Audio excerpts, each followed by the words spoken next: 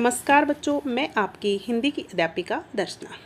बच्चों, आज हम इस वीडियो के माध्यम से हिंदी गुंजन पुस्तिका कक्षा 5वीं का पाठ संख्या 13 पाठ का नाम है रक्त की कहानी। इसका पार्ट 1 आज हम करेंगे, यानी कि एक्सप्लेनेशन। तो बच्चों, आप सभी को पता है यहाँ पर इस चैनल पर आपको हिंदी गुंजन, हिंदी उत्कर्ष, नूतन गुंजन, संस्कृत की सभी वीडियोज़ मिलती हैं। तो चैनल को सब्सक्राइब कर लीजिए ताकि आने वाली वीडियो का नोटिफिकेशन आपको मिल सके। तो इसमें मैं आपको एक्सप्लेनेशन कराऊंगी, यानी कि सारांश ही बताऊंगी केवल, क्योंकि पाठ का एक्सप्लेनेशन करवाने जाएंगे तो बहुत लंबी वीडियो हो जाएगी। और सारांश बताऊंगी, ये सारांश आप 2 बार सुन लीजिए, उसके बाद आप पाठ को पढ़ेंगे तो आपको अच्छे से समझ आ जाएगा। तो अब शुरू करते हैं हम पाठ का सारांश कि इस पाठ में क्या होता है। कि इस पाठ में रक्त के विषय में कुछ जानकारी प्राप्त होती है। रक्त की कहानी पाठ का नाम है, एक कहानी है। तो नेहा की माँ उसे रक्त के विषय में रोचक जानकारी देती है। किसको? नेहा को। क्या बताती हैं वो? वे बताती हैं कि रक्त हमारे शरीर में सबसे महत्वपूर्ण काम करता है।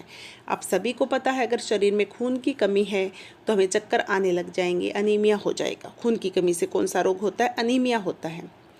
तो जिससे कि हम जो है वो एकदम ऐसे पड़ जाएंगे, बेजान से कमज़ोर पड़ जाएंगे, तो कुछ भी काम ढंग से नहीं कर पाएंगे। तो रक्त का शरीर में होना बहुत ही ज़रूरी है। तो इसका प्रत्येक भाग शरीर में कुछ आवश्यक देखो महत्वपूर्ण कार्य करता है। यह फेफड़ों से ऑक्सीजन लेकर शरीर के हर भाग तक पहुंचाता है। क्या?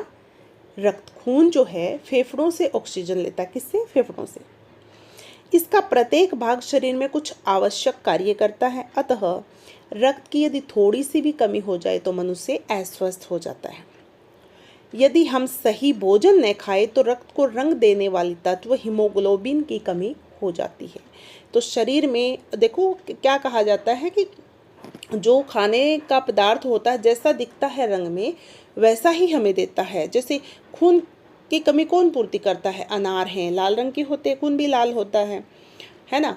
और जैसे गाजर है, ये बीटरूट है, तो जो लाल रंग के फ्रूट और सब्जी होती है उनसे हमें क्या मिलता है? खून मिलता है।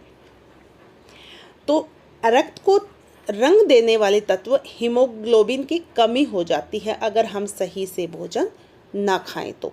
कौन बता रही है? नेहा की माँ नेहा को बता रही है।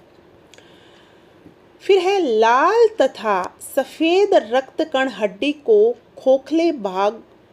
खोखले भाग में बनते हैं।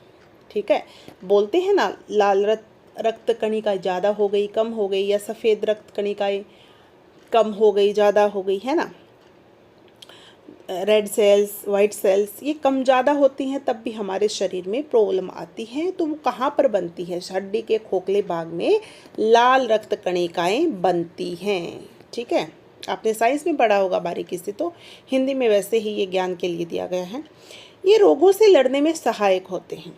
रक्त को शरीर के प्रत्येक भाग तक पहुँचाने के लिए हृदय पंप के समान कार्य करता है। आप सभी को पता होगा कि पंप ऐसे ऐसे करता रहता है, ऐसे ऐसे ऐसे ऐसे करता ही रहता है ना। हृदय में आप आवाज़ भी सुनते होंगे धड़कन की, तो वो क्या करता है?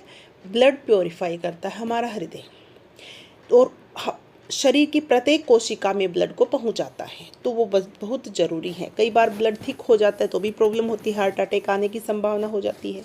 तो खून सही मात्रा में और सही, मतलब गाढ़ा भी नहीं, पतला भी नहीं, ऐसा होना चाहिए। प्रसिद्ध चिकित्सक हार्वे ने यह मालूम किया कि हृदय किस प्रकार पूरे रक्त शरीर को रक्त पहुंचाता है। ये सब डिटेल में किसने बताया है? प्रसिद्ध चिकित्सक जो हैं हार्वे जी। नेहा माँ से रक्त के बारे में रोचक जानकारी प्राप्त करके बहुत ही खुश हुई, क्योंकि बच्चों को अगर ऐसी जानकारी बताते तो वो खुश हो जाते हैं, कि पूछते भी हैं बार बार कि इस खाने को खाएंगे तो हमें क्या मिलेगा, इसको खाएंगे तो क्या मिलेगा, इसको नहीं खाएंगे तो क्या मिलेगा। इसी प्रकार से नेहा भी बहुत ही खुश हुई। संकेत तत्व और तत्व वास्तव में तत्व है। आजकल इसे तत्व भी लिखा जा रहा है। तो देखो, ये यहाँ तक ही कर लीजिए, ये थोड़ा टाइपिंग मिस्टेक है ऐसा मुझे लग रहा है।